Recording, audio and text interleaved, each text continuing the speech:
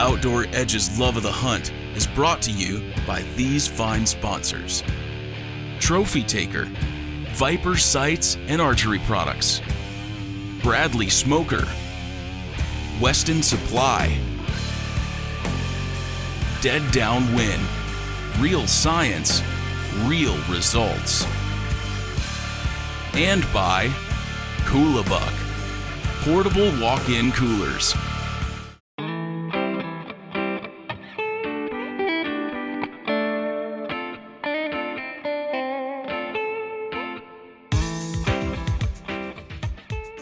Hey everybody, and welcome to this week's segment of the Butcher Block. I've got a very special guest with me here today. This is Brian from High Mountain Seasoning. How are we doing, Brad? Good, buddy, good. And we are going to be making a new product that High Mountain just came out with, and this is High Mountain's hot dog making kit. Seasoning. Yeah, original hot dog making seasoning. Yes, sir. Got to keep a hold of that. Well, the first thing we need to do is actually have you, Brian, just open up the Coolabuck Jr. there. We're going to get inside there. We're going to dig out our bear meat. That's what we're going to be using for this particular Butcher Block segment. Is actually going to be a bear that I shot a little while back in Newfoundland. We've had it vacuum sealed in the freezer. We're going to dig that out, cut it up, and we're going to make some bear hot dogs. I'm just going to use this boning and fillet knife here, and I'm going to skin all this old nasty bear fat off the outside of this, because believe me, you do not want that in your hot dog mix. Not at all. It's pretty some nasty stuff. So, all right, Brian, we've got the bear meat all chopped up and diced up. it looks good. Now we're going to need to get a weight on it so we know exactly what we're going to need for seasoning. 5.8 pounds. It's really nice because the package already comes with a mixing chart right in it. So what are we going to need here? 1/4 cup of seasoning. Okay. 3 tablespoons, 1 teaspoon, and about 3 ounces of water. Okay, now we got the seasonings measured out. We're going to go ahead and sprinkle it over the top of the meat evenly, and we'll get her mixed in. Perfect. Now, while Brian's doing that, I want to talk to you about another thing here. Now, this is a seasoning mix that's made up for doing fresh hot dogs. Now, we're going to be smoking these dogs, so we want to add a little bit of extra water, because one thing that I know is that Bradley smoker over there is going to pull about 12 to 15% moisture right out of this product. So what we want to do is give it a little bit of extra moisture so that it doesn't pull the natural seasonings and the natural juices right out of the meat. Absolutely. Now, to add my 15% water here, I'm going to need just a little bit over a pound of water that we're going to need to add to the product. So while you're going to do that, I'm going to go ahead and get the hopper loaded in the grinder so we can get things going. All right, let's fire it up and get ready to go. I'm just going to add a little bit of water each time that we grind a product. So go ahead and we'll start feeding some down through here. Here's your plunger. Just stuff that right down in there. And how many times are we going to grind a product through?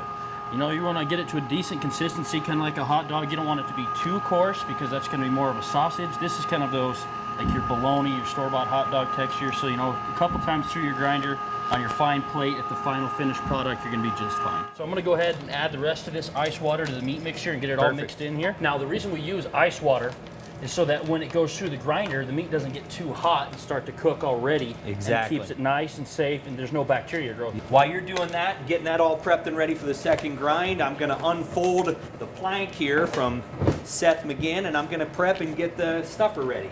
All right, now we got the second grind finished. Get this thing shut off, and we can get ready for next step. Well, I am going to kick it up a notch. So not only are we going to have bear hot dogs, we're going to add in a little bit of diced hot pepper cheese. Nice little bite. Since your hands are already dirty, I'm going to go ahead and let you mix it in there too.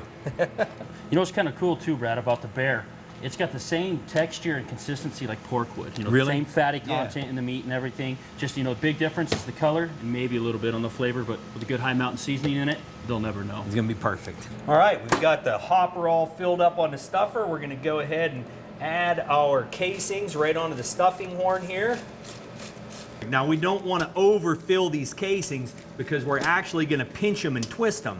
So we don't want to overfill them. We want to get them nice and full. Don't want to have any air pockets in there. But we also want to remember that we got to leave enough room in that casing that we can actually link the product before we put it into the Bradley smoker. Alrighty, now the thing we need to do with our hot dogs is start twisting them to bun-sized lengths on the casings. And while you are doing that, I'm going to go ahead and preheat the Bradley smoker to 150 degrees. Okay, well, I'm going to finish up the last link here. And I'm going to go ahead and take these pipes and I'm going to start piping them up so I can slide them right into the smokehouse. All right, hang the last one inside the smokehouse. Absolutely perfect. Now we're going to close the door. Now all we're going to do in the Bradley smoker is we're just going to brown them up a little bit and put a little bit of that good smoke flavor on there. Just a little touch. Yeah, just a little touch of smoke flavor, Brian, because what usually happens whenever you're trying to do a hot dog, it's such a finely ground product. If we try to completely finish it inside the smokehouse, because of the humidity issue, you're going to get a wrinkled up casing on the outside of your hot dog. Nobody wants that. The hot dogs are browned off and looking really nice. I mean, that's perfect. They're firming up. See if how firm those are. See, they're firming up. They're getting solid, but yet the casings aren't starting to wrinkle yet. So I'm going to go over here. You grab those. I'm going to take the rack here, and I'm going to put it right down in the bottom of the big can. And I'm going to add about 16 ounces of water right here. We're going to dump that right down in the bottom, just like that. And then we'll just take these hot dogs, we'll slip them off the pipe, and we're gonna put them in here, and that's just gonna lift them up on that rack a little bit, and that's gonna let that steam come right up through those dogs, and that's gonna steam them off.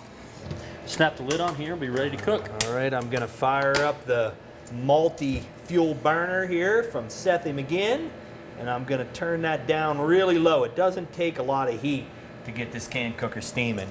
We're gonna set that right on top there. We'll watch the little steam vent right here. When that starts to steam, it's only going to take about 15 minutes. I mean, you're talking steam, 212 degrees. It's not going to take long. That'll steam those hot dogs off about 15 minutes, and we'll be ready to add some ketchup, Mustard. a little mustard, some relish. Put it all in a bun and dig in. Tasty, tasty. Cheers, brother. There you go. Let's give it a whirl. That's tasty. That's cool. The casing's really tender too. Did you notice that? Didn't know not much of a crunch. Yeah. It's just good steamed hot dog. Absolutely perfect. If you'd like more information about home processing, be sure and visit us on our blog page at loveofthehunttv.com. If you'd like to find seasoning kits to do it yourself at home, make your own hot dogs, visit us at our website of himtnjerky.com.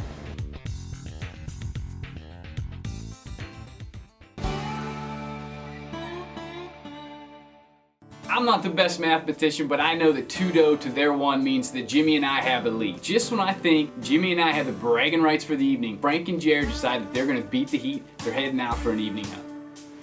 It's a little bit warm this afternoon, so I walked in a camo Speedo and a bear shirt. This is the spot, inside the spot. Stick with us. We're about to do something very special.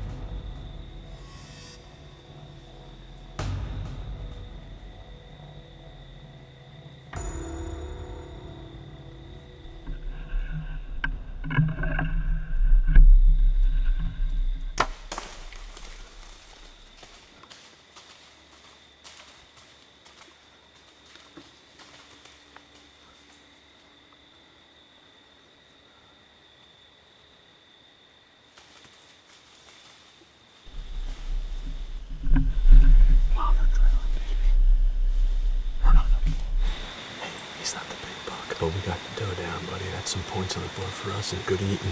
And I'm hungry. All right, we just got down. Let's go make a recovery on this thing. Let's go pick up our arrow. We made a great shot. We watched her fall 40 yards. You know, I make light about it. It's important for the competition that we, harvest the dough. But all kidding aside, it's good eating for us. And we're hunters first and foremost. And it means a lot for us to harvest this animal and be able to share it with other people. So, like I said, it's great to have all the points and everything like that, but this is a little more meaningful than just that. I'm trying to find this arrow. Check this out. You can't make that happen. Look at that thing. That's an AC injection right there. With an NAP Spitfire broadhead, deep 6. Look at that thing. Look at that. Pumped right in there, buddy. There's blood. I shot her 5 yards away from here, and there's blood sprayed all over the place here. How about that? Sweet. Awesome, man. Come on. We seen her drop. There ain't no reason to track any blood. Come on, buddy. Look at that paint can.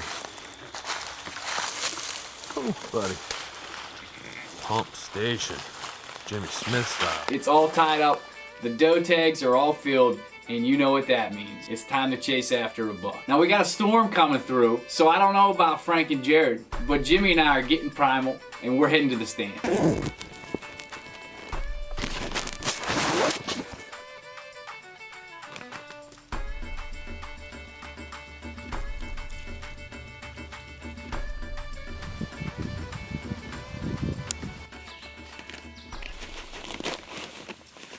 Me and Jimmy Smith are gonna lay it down. We're chasing after antlers here in New Jersey. We got a great spot here, a lot of big bucks being seen here. Let's try to get one of these things on the ground tonight. Let's get primal.